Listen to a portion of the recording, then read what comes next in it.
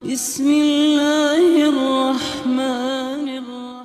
Kita sediakan waktu kita untuk bersama mentelaah, memahami materi tafsir Al-Quran, surah Al-Munafiqun ini.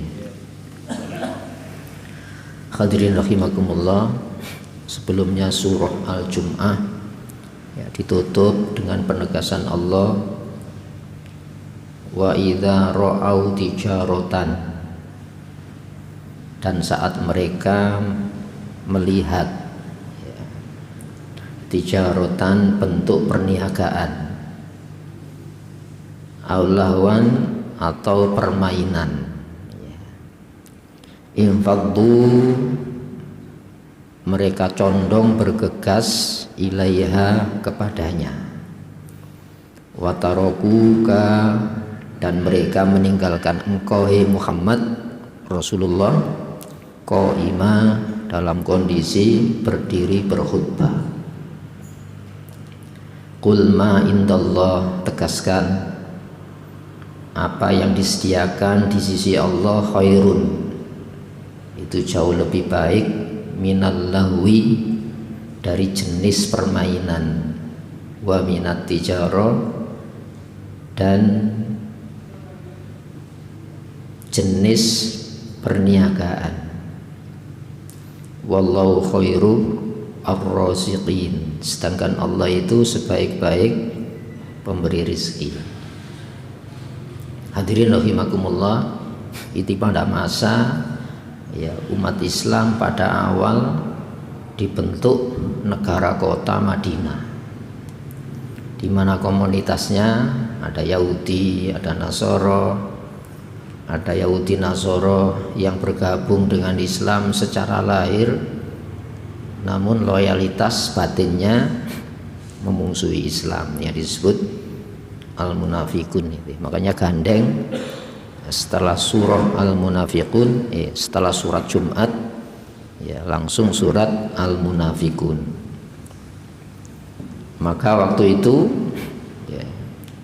sahabat-sahabat banyak terpengaruh, di mana pelaksanaan Jumat yang harus tersita perhatian, perasaan, akal pikiran untuk hadir ke masjid. Namun apa yang terjadi, hadirin rahimakumullah, ada di antara sahabat yang tergiur dengan upaya-upaya orang munafikun, dengan perniagaannya, sehingga meninggalkan bergegas meninggalkan pelaksanaan Jumatan. Hadirin, pada awal-awal Islam itu memang masa pembentukan hukum Islam, pertumbuhan hukum Islam, sehingga sahabat pun mengalami upaya pendewasaan iman, di mana pendewasaan iman itu jiwa, perasaan, raganya harus terfokus kepada upacara-upacara ajaran Islam, yang mana dengan upacara itu membentuk sebuah pengendalian jiwa, yaitu cara pengkondisian jiwa. Nah, waktu itu upaya sengaja itu memang waktu rame-ramenya pelaksanaan Jumatan, maka kafilah dagang itu memang disuruh beraktivitas. Nah, ini menyita apa? Menyita perhatian sahabat, sehingga Rasulullah berdiri khutbah, tinggal hanya 12 orang. Nah, maka diturunkan surah ini. Berdagang itu boleh, tapi perdagangan yang menyita kehadiran ke masjid, maka perdagangan itu bobot nilainya permainan. Yang pada klimaknya main-main. Gitu. Apa bedanya permainan dengan main-main? Kalau permainan itu ada cara bermain, gitu ya. Tapi kalau kita lupa cara bermainnya, ya bobot nilainya ya permainan, sendaguro. Makanya disebut lahuan, ya. Ya. Laiban walahuan. Ya. Di sini tidak ada kata laiban. Tapi yang didominasi adalah ya permainan yang menyita untuk hadir pada majelis-majelis khusus, dan ini bermasalah. Sehingga nanti jiwanya dikuasai pasar, bukan dikuasai masjid. Nah, Islam itu kan ajaran sosial, di saat yang sama ajaran person. Ya. Yang benar itu jiwa masjid menguasai pasar, jangan jiwa pasar menguasai masjid. Mana yang benar? Sosialisasinya ya di pasar, karena di pasar ada praktek perdagangan Islam, gitu ya. Jadi sholat itu masuk dalam ranah-ranah sosial, sebab sholat itu ajaran. Kalau pelajarannya itu kan upacaranya. Tapi sholat bisa membentuk pengendalian jiwa, termasuk kehadiran ke masjid.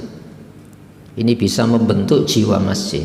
Makanya orang yang dapat naungan aman dari ancaman bahaya dunia sampai akhirat, Rasulullah menegaskan apa? Rajulun qalbuhu mu'allakum bil masajid. Ya, lelaki yang jiwanya, hatinya terpaut di masjid, itu jaminan kehadiran ke masjid, termasuk Jumatan, kehadiran sholat berjamaah, kehadiran taklim di masjid. Itu perlunya itu. Nah, di sini hadirin rahimakumullah, ya. Padahal yang disediakan di sisi Allah itu jauh lebih banyak. Jadi berkah kehadiran ke masjid ini bisa ke pasar. Sebab pasar itu tergantung, keberkahan pasar itu dari kehadiran kita di masjid. Jadi agama yang menghubungkan pasar dengan masjid itu Islam. Jadi tidak terpisah praktek perdagangan dengan upacara-upacara kehadiran kita di masjid. Makanya ditutup, oh ya, wallahu khairur raziqin. Allah itu sebaik-baik ya pemberi rezeki.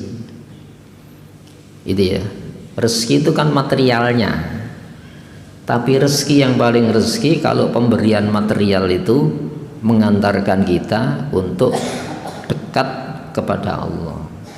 Cara pendekatannya gimana? Ya, hukum Islam itu.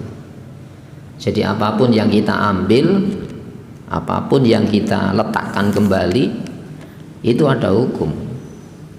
Ya, apapun transaksi lepas dari hukum Islam itu petaka. Itu ya. Kenapa? Justru kita mengumpulkan sesuatu yang tambah jauh dari Allah.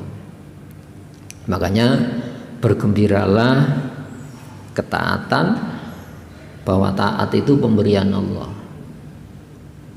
Jangan sampai kita bergembira hanya sebatas saya berbuat taat, tapi sebuah ketaatan itu anugerah Allah. Makanya wallahu khairur raziqin. Padahal Allah itu sebaik-baik pemberi rezeki. Ya, material itu makhluk. Pada daya, pada material itu ada daya. Yang memfungsikan, menggerakkan daya sehingga berdaya sebuah pemberian itu Allah.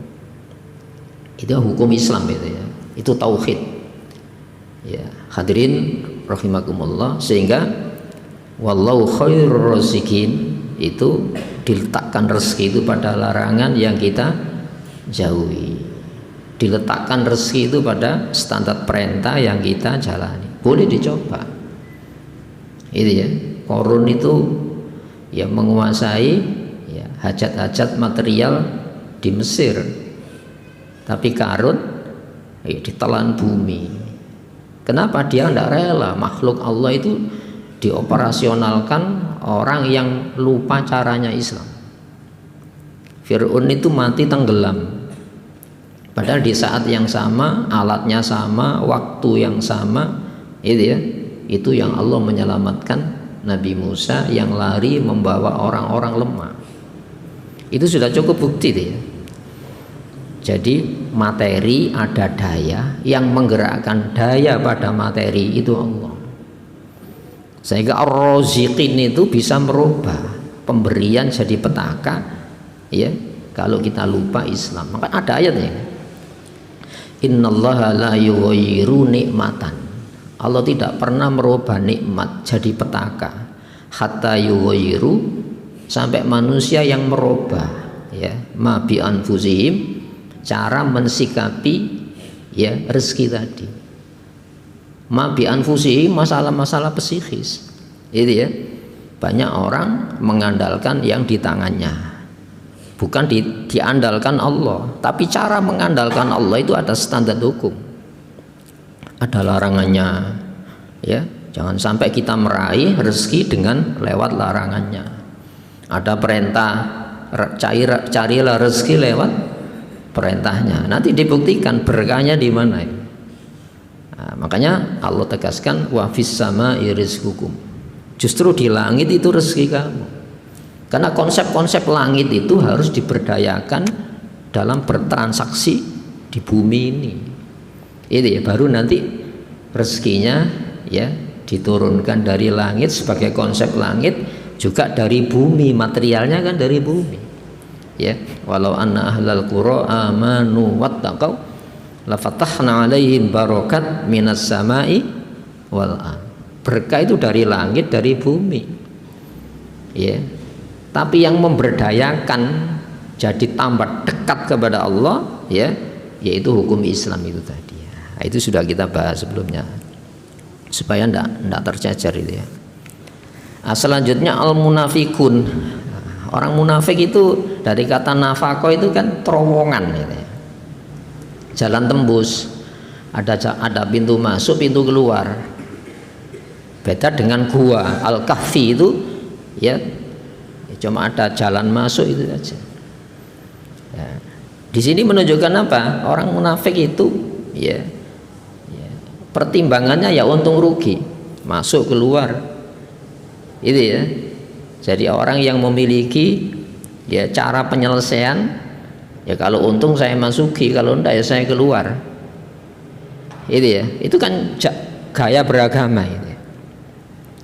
Jadi tidak ada orang yang tidak beragama, sebab agama itu pegangan di dalam menjalani sebuah aktivitas, meninggalkan maupun menjalani, kan butuh hukum itu ya. Orang munafik itu bukan pertimbangan benar salah, apa untung rugi. Nah, ini bisa menjangkiti semua manusia. Maka bismillahirrahmanirrahim, idza ja'akal munafiqun, ya, saat datang kepada engkau Muhammad al munafiqun, orang-orang munafik. Kalau sekarang itu daftar jadi warga negara. Itu ya. Lu kenapa kok daftar jadi warga negara? Karena yang mengendalikan politik sosial itu Rasulullah. Itu kan negara kota waktu itu ya. Di Mekah kan tidak ada orang munafik. Ya. Mereka jelas-jelasan lahir batinnya menentang Islam. Makanya terjadi pindah itu apa? Supaya tidak terkontaminasi pandangan agama munafik, orang kafir. Itu ya. Maka pindah ke Madinah. Tantangannya malah bertambah di sana, belum selesai. Maka orang munafik itu datang kepada engkau Muhammad. Qalu, mereka menegaskan, nasyhadu, kami ini memberikan satu penegasan, ikrar, penyaksian, saksikan. Kenapa kok disaksikan? Karena komunitas muslim itu menilai penegasan syahadat ya. Ya. Juga penegasan konsekuensi syahadat, ya, sholat, jumatan, barang itu ya. Zakat, ya. Nasyhadu, kami memberikan dengan kehadiran kami kepada engkau Muhammad, innaka, sesungguhnya engkau la Rasulullah, benar-benar utusan Allah. Untuk apa ini? Supaya dapat perlakuan sama dengan warga muslim, maksudnya gitu. Tidak terkena kompensasi bayar jizyah, itu mahal. Tapi kalau persentase zakat kan 2,5% saja, lebih murah pada itu, lebih murah, sehingga dia mendapatkan perlakuan sama dengan warga Muslim, itu ya. Wallahu, padahal Allah itu loh, sedangkan Allah itu ya'lamu, senantiasa tahu, itu ya. Supaya apa? Kita ya harus menempel taat kepada yang Maha Tahu. Supaya apa? Mungsuhmu itu diberitahu, maksudnya gitu. Mungkin loyalitas lahir ya, tapi batinnya musuh Islam. Dan Rasulullah tidak pernah mengorek batin seseorang. Itu ya. Apalagi orang munafik. Karena orang munafik itu tidak pernah dihukum lahirnya muslim, mendapatkan hak-hak seperti halnya warga muslim. Itu ya. Hadirin rahimakumullah, innaka sesungguhnya engkau la rasuluhu, benar-benar utusan Allah, utusannya kamu. Artinya apa? Ya, kita jangan sampai punya ambisi minta-minta pengakuan ya lebih dari apa? Ya secara lahir syahadat. Konsekuensi syahadat harus menunaikan kewajiban ya rukun Islam yang lainnya, sholat, zakat, puasa, haji. Itu warga muslim itu gitu.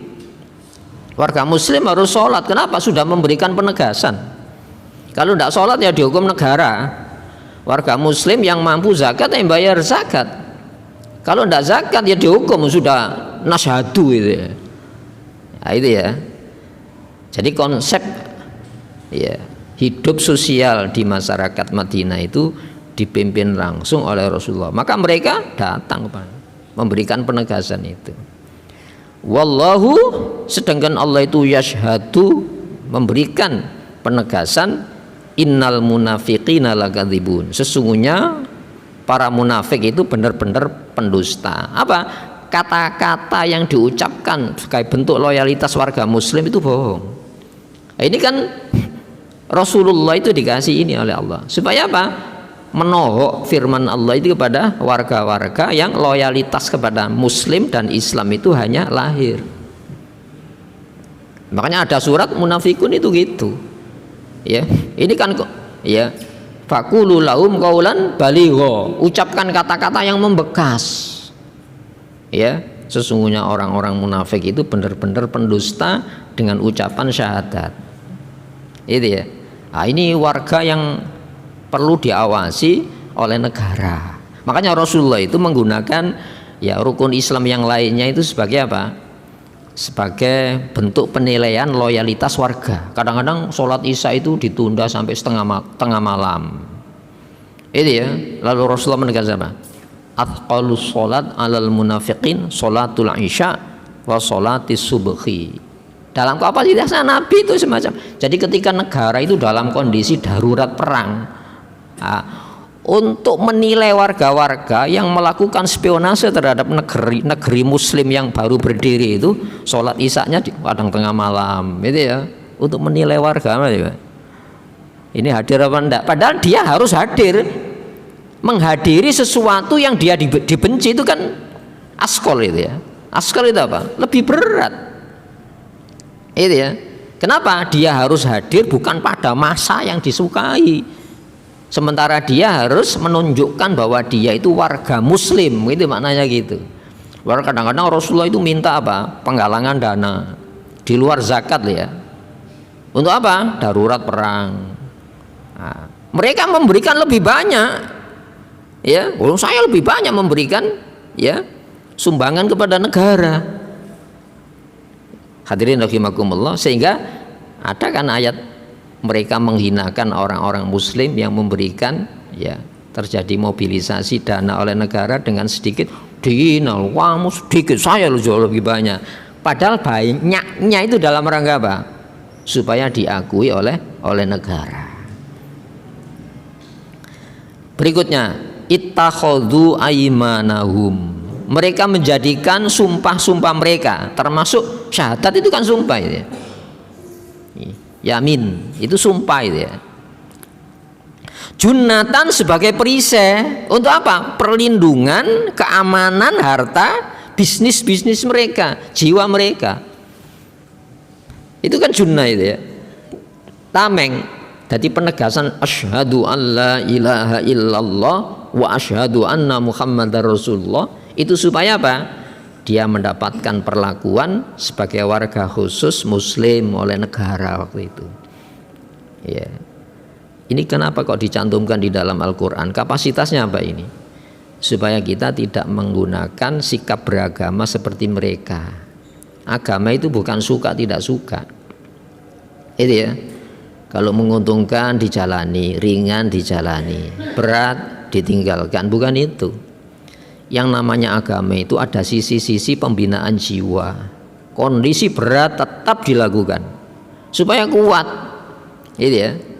Maka fasaddu an sabilillah, mereka menghalangi manusia an sabilillah, dari jalan Allah, jalan Islam. Islam kan sabilullah.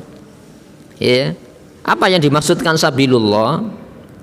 Ya, apapun yang kalau kita jalani, apapun yang kalau kita tidak jalani, itu menimbulkan apa? Kontak cinta dengan Allah. Bukan suka saya jalani, itu kan suka kita. Tidak suka tidak kita jalani, itu kan bukan agama itu.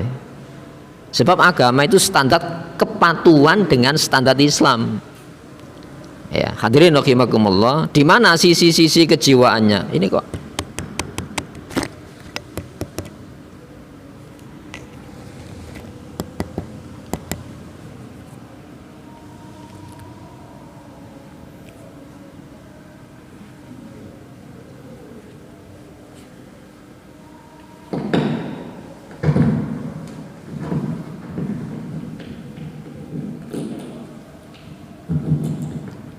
Kita lanjutkan. Fasaddu an sabilillah. Jadi sikap itu menyebabkan orang lain mengambil sikap yang sama. Kan jadi contoh nanti. Itu ya. Enak sikap seperti mereka itu. Kalau suka dijalani, kalau tidak dijalani. Padahal dia tinggal di tengah-tengah komunitas muslimin. Makanya disebutkan fi qulubihim maradun. Di dalam hati mereka itu ada penyakit. Apa penyakitnya? Itu menular nanti. Ini ya, nanti menular. Menularnya gimana? Nanti orang muslim akan tertular sikap keberagamaan sama dengan mereka. Itulah bedanya. Kalau penyakit fisik kita lebih terasa. Tapi kalau sikap-sikap batin kita tertular enggak terasa. Lebih dinikmati penyakit-penyakit batin itu. Makanya fi qulubi maradun. Apa maradunnya di sini? Dia di dalam mengambil sikap saya mentaati Islam, jangan-jangan rugi ketaatan saya. Itu ya, jangan-jangan kalau saya tinggalkan standar Islam malah menguntungkan. Jadi jangan itu terus dipakai. Ragu. Itu ya. Sehingga tafsir mengatakan fi qulubihim maradun itu syak. Itu ya. Syak itu maksudnya ragu-ragu, sikap ragu. Itu ya. Sebab di saat yang lain dia harus juga membangun itu ya, persekongkolan dengan luar. Mencari-cari kesempatan bagaimana negara muslim Madinah yang baru berdiri itu ya bisa dikuasai kembali oleh orang-orang munafikun. Makanya di Solo disebut apa? Sebelum nama Madinah Munawwarah itu Yathrib. Yathrib itu konglomerat Yahudi. Itu ya. Jadi fasaddu an sabilillah, bahayanya sikap itu menjadikan mereka ya menulari muslim yang sudah sehat. Buktinya apa? Ayat 11 dari surat Jumat tadi ya. Itu ya. Jadi Rasulullah berdiri ditinggal karena apa? Tergiur dengan praktek perdagangan yang bersamaan dengan apa? Pelaksanaan Jumat. Ya. Apa unsur sengaja apa enggak itu? Itu sengaja itu. Ya. Katakan umpamanya ada konser mana ya? Konser yang melawan moral kok didatangkan di negara-negara muslim itu gimana? Itu ya. Nah, ini kan unsur sengaja apa enggak itu? Unsur kesengajaan itu. Nah, sehingga nuansa ayat ini surat Munafikun itu memang mengindikasikan ke sana. Itu ya. Jadi fasaddu an sabilillah. Sikap itu menjadikan mereka menghalangi muslim dari mentaati Allah sepenuh hati.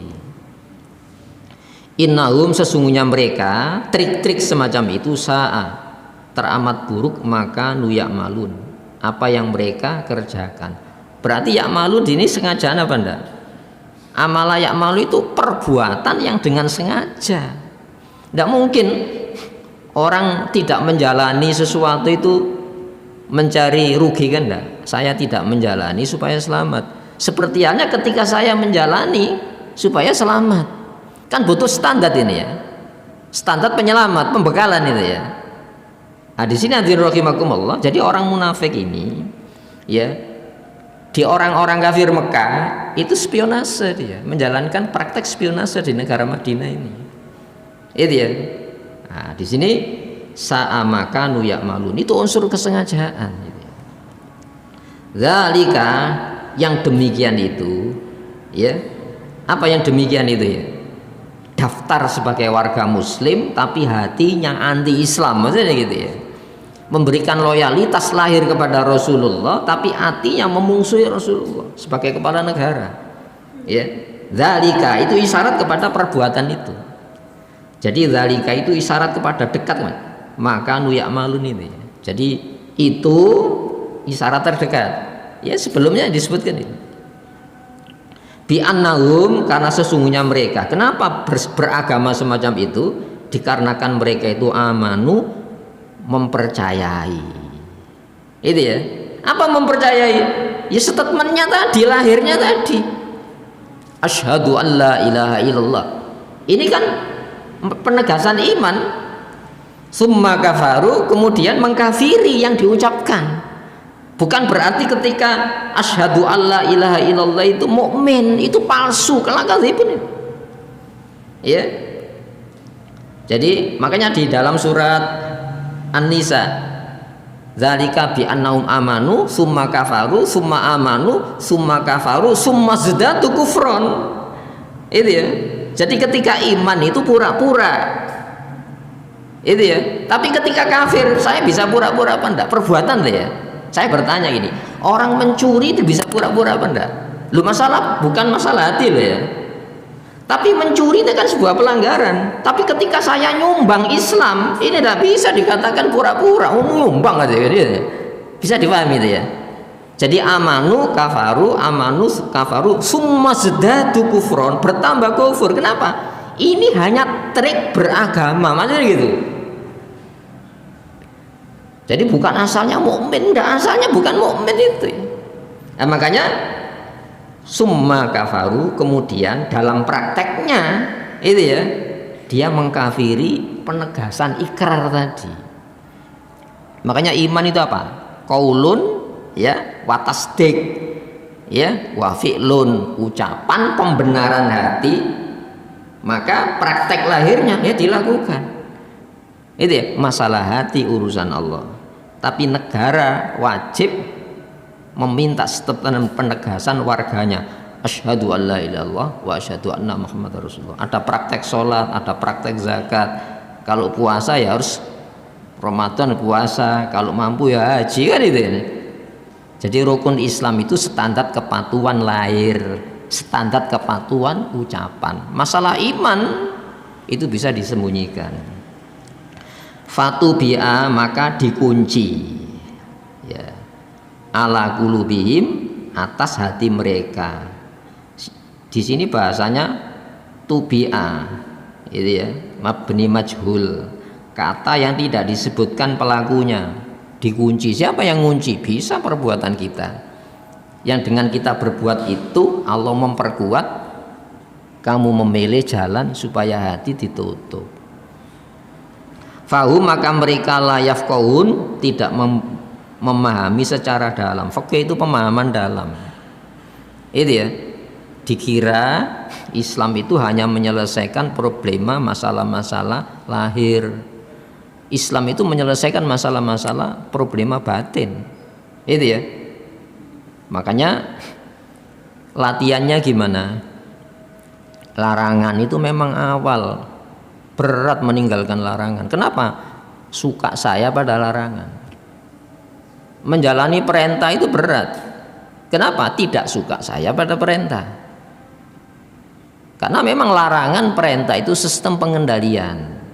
Itu ya, bukan saya jalani untung, kalau tidak untung rugi tidak saya jalani. Itu kan menyelesaikan problema-problema yang sifatnya kebutuhan fisik. Manusia itu ada jiwa kok. Maka mari kita pahami syariat itu sistem pengendalian jiwa. Adab ikrar asyhadu alla ilaha illallah, ada sholat, ada kewajiban harta zakat, ada kewajiban pelatihan apa? Menahan diri, ada puasa dan menghormati bulan.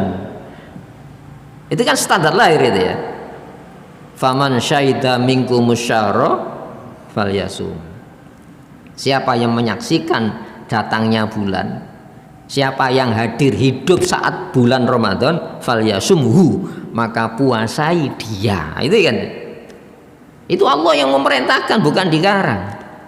Maka nanti jiwa kita ini terkendali oleh perintah maupun larangan Allah. Supaya apa? Kita tidak dikendalikan oleh nafsu suka atau tidak suka, seneng atau benci kita. Ayo ya. Nah, nanti akan tenang, batin itu akan tenang. Nah, orang munafik tidak sampai memahami itu. Pemahamannya hanya untung rugi dunia ini saja. Tapi kejiwaan, masalah-masalah psikis kejiwaan, dia tidak sampai dalam pemahaman itu. Nah, apa kapasitas ayat ini dicantumkan di dalam Al-Quran supaya kita Muslim tidak mengikuti gaya beragama mereka.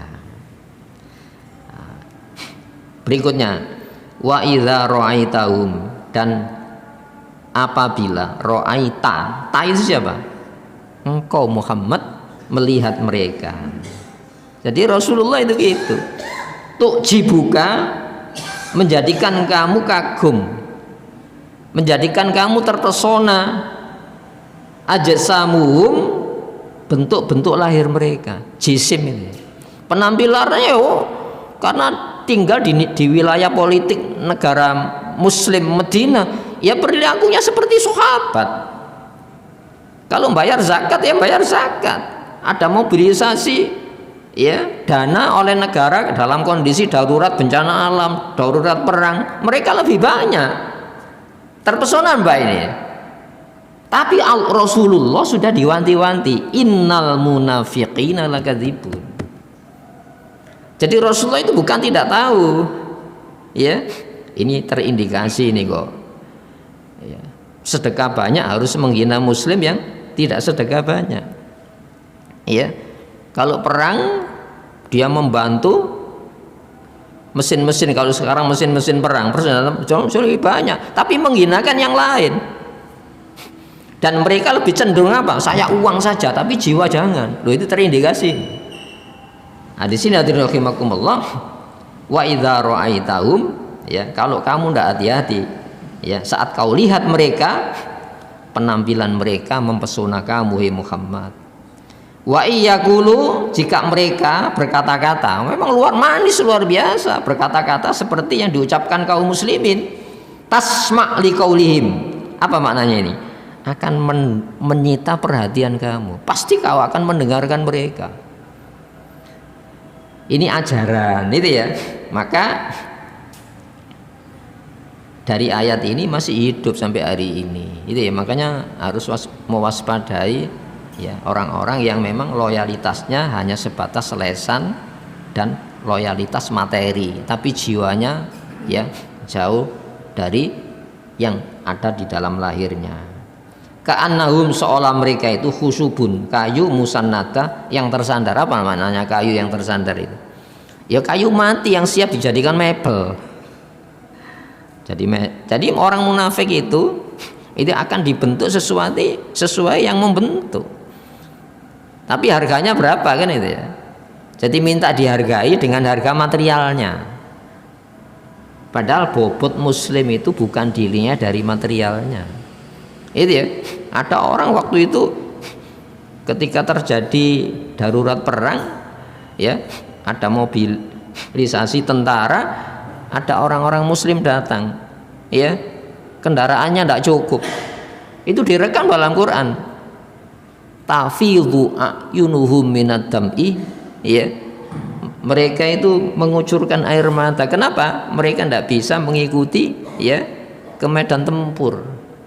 Padahal orang munafik bantu transportasinya. Iya ya. Tapi alasannya banyak. Itu maksudnya apa? Kejiwaan itu semacam itu. Jadi muslim itu jangan dinilai, ya, dari penampilan luar. Nah, maka negara pun demikian, harus memfasilitasi pendidikan, bukan sekedar pendidikan kecerdasannya saja, tapi iman keyakinannya. Coba kalau kita lihat ya, Pak Dirman itu penampilannya militer apa orang sipil itu? Krempeng gitu ya. Itu ya. Tapi mulai remaja dibentuk dalam Hizbul Waton, kepanduan Muhammadiyah itu. Jadi Pak Dirman itu guru madrasah Muhammadiyah. Itu ya. Jadi panglima besar. Pak Dirman itu sakit. Itu ya. Kalau penampilannya ya tidak menarik ya. Sampai Belanda saya tidak percaya kok itu panglima perang. Itu ya. Tapi jiwanya itu tidak pernah sakit. Coba. Sakit itu paru-parunya rusak sebelah. Ada sejarawan Anhar Gonggong mengatakan apa? Itu cuti sakit itu. Ketika terjadi agresi Belanda itu Pak Dirman cuti sakit. Ya, maka dipanggil Bung Karno di ibu kota, waktu itu masih Yogyakarta. Ya, untuk mimpin perang gerilya. Padahal Bung Karno itu panglima tertinggi angkatan perang, sehat Bung Karno itu. Tapi dipercayakan kepada Pak Dirman. Pak Dirman itu komandan peta Banyumas. Itu ya. Dan ini coba dibuka buku sejarah. Seluruh pimpinan pesantren itu komandan peta semuanya. Jadi mengambil ilmu kemiliteran dari Jepang. Nah, hadirin rahimakumullah, coba sakit memimpin perang gerilya. Asalnya ditandu pakai kursi karena sudah tidak bisa duduk, terlentang. Kita ini datang ke masjid aja males ya. Datang ke taklim itu males. Itu pemimpin perang sakit. Itu makanya ada buku itu. Pangbes tidak pernah sakit. Hadirin rahimakumullah. Nah, di sini orang-orang munafik itu ka'annahum khusyubum musannadah. Kalau berbicara menyita perhatian Nabi, penampilannya mempesona Rasulullah Muhammad SAW. Tapi Rasulullah sudah dikasih wanti-wanti. Itu ya. Ya, innal munafiqina lakadzibun. Waspada Muhammad, waspada Muhammad. Kemudian kulla soyhatin, setiap teriakan alaihim, atas mereka. Apa maknanya teriakan? Quran itu bukan teriakan, tapi bagi mereka Quran itu sebuah teriakan keras. Makanya sampai diumpamakan apa? Ya, ada petir itu ya. Jadi jari mereka dimasukkan ke telinga mereka. Masa Quran itu petir? Itu ya. Jadi bagaimana mereka mensikapi Islam itu seperti sebuah ancaman. Firman Allah itu bukan teriakan, itu lembut kan firman. Itu ya, yang bisa menembus jiwa tanpa harus diteriaki. Nah, sekarang kita gini, kalau kita mensikapi Al-Quran itu sebagai sebuah ancaman, Quran itu teriakan, itu jiwa kita itu masih tuli apa enggak? Makanya sumung bukmun umyun, tuli bisu buta, itu bukan organ luarnya, itu organ dalamnya. Iya, kita ngaji Quran itu dalam rangka apa? Supaya apa? Kita tidak bisu, kita berucap, dijak dialog oleh Allah dengan Al-Quran ini. Supaya apa? Hati kita ini terbiasa hubungan dialog dengan Al-Quran. Itu ya, telinga itu kan alatnya, punya daya dengar. Mata itu organnya, punya daya penglihatan. Mulut itu alatnya, punya daya berbicara, berucap. Ini kalau dibiasakan dengan Al-Quran, menjadi jiwa-jiwa yang tidak tuli bisu buta. Orang munafik tidak sampai ke situ. Makanya kita ngaji itu penting, membaca Quran itu penting, menganalisa Quran itu penting, berbicara dengan Allah lewat Quran itu penting. Itu ya, kenapa semua ibadah di dalam Quran itu dialogis dengan Allah. Supaya apa? Kita terbiasa hubungan dengan cinta. Orang yang kalau Quran itu dipandang sebuah teriakan, itu kan berarti apa? Tuli bisu buta, harus diteriaki. Lu Allah itu, coba Allah menegaskan dalam Quran, wa idza sa'alaka ibadi anni fa inni qarib. Saat hambaku bertanya kepada engkau, hei Muhammad, loh kenapa bertanya? Fa inni qarib, bukan jawablah enggak, fa inni qarib, aku ini dekat. Jadi bahasa yang paling dekat dengan manusia itu bahasa Quran. Coba bahasanya halus ya, lembut bahasa Quran. Coba ada ya, hubungan yang paling intim dan itu bahasanya biasanya vulgar. Quran itu bahasanya enak. Itu ya. Nisaukum harsul lakum fa'tu harsakum anna syi'tum wa qaddimu li anfusikum. Itu ya. Istri kamu adalah ladang bagi kamu, datangi dari arah-arah yang kamu suka. Bahasa apa mendatangi itu? Ya, basyiruhunna, gauli mereka. Ya, basyiru wa asyiruhunna, gauli mereka. Mubasyarah itu kan ya, pergaulan dengan lembut. Asyara itu artinya gauli mereka. Dari kata asyrun itu 10 ya. Dalam rumah tangga itu ada angka 1, angka 0. Kalau menampakkan identitas 1 punya nilai bentrok terus. Tapi kalau 0 itu hambar. Dalam rumah tangga gitu ya. Nah, kalau ini istri menampakkan nilai 1-nya kamu 0. Sebaliknya suami 1 0 kamu. Supaya apa? Terjadi apa? Keharmonian dalam rumah. Masya Allah itu bahasa Quran. Itu masa teriakan itu. Orang munafik memandang Quran ini teriakan. Kenapa? Tuli bisu buta. Makanya innal munafiqina ya la yafqahun. Itu ya. Maka fahum la yafqahun, dia tidak akan pernah mendekati Quran ini dengan pemahaman yang dalam. Ini loh urgennya kita membahas Al-Quran, mengaji Al-Quran. Kita mendatangi tempat-tempat turunnya hidayah. Tempat turunnya hidayah di mana? Beda loh ya. Hidayah itu ketenangan. Ada seorang baca ya surat Kahfi. Itu ya. Rasul, tadi malam saya baca surat Al-Kahfi. Di atas rumah saya itu ada cahaya, payung cahaya besar. Nabi mengatakan, hadzas sakinah yanzilu. Itulah ketenangan yang turun saat kamu baca surat Al-Kahfi itu. Itu ya. Hadirin rahimakumullah, coba Al-Quran kita bahas di masjid. Ini bukan sekedar dolek pahala ini. Itu pengobatan. Di saat yang sama bukan pengobatan, menjaga supaya tidak sakit. Coba ngaji Quran di masjid, duduk di masjid seperti sholat. Berapa rakaat kalau setengah jam, 1 jam? Berapa rakaat sholat sejam? Pernah jenengan sholat satu jam ini? Masya Allah, duduknya dinilai sholat, dimohonkan ampun malaikat, nazalat alaihimus sakinah, turun ketenangan, khafat humul malaikat, dikerumuni malaikat, wa wasyat umur rahmah, ya, diliputi sayangnya Allah Subhanahu wa taala. Wa dzakarallahu fi man indahu, majelis itu disebut-sebut dibanggakan oleh Allah Subhanahu wa taala. Itu ya, hadirin rahimakumullah. Yaksabuna kulla sayhatin alaihim humul aduwu, merekalah mungsuh yang sebenarnya. Artinya apa? Menghadapi mereka kita harus waspada. Tapi tidak mungkin kita mewaspadai kalau kesadaran mewaspadai mereka itu bukan dari Quran. Itu ya. Kadang-kadang kuali muslim malah dicurigai, diwaspadai, salah semacam itu. Kenapa? Tolok ukur kewaspadaannya bukan ditumbuhkan dari kesadaran Al-Quran. Fahdharhum, hati-hati. Qatalahumullah. Apa maknanya? Allah mengutuk. Allah itu memerangi mereka. Anna yufakun, bagaimana mereka bisa dipalingkan? Kenapa? Sudah menegaskan Islam kok memungsuhi Islam. Sudah menegaskan Islam kok tidak senang kepada Islam. Itu masalahnya kan. Saya pikir ini sudah isya. Hadirin rahimakumullah, marilah kita berdoa pada Allah Subhanahu wa taala, semoga yang kita telaah dijadikan oleh Allah hidayah bagi kita. Allahumma shalli wa sallim wa barik ala Muhammad wa ali Muhammad. Alhamdulillahirabbil alamin. Rabbana zalamna anfusana wa illam taghfir lana tarhamna lanakunanna minal khasirin. Rabbana atina min ladunka rahmah wa hayyi lana min amrina rasyada.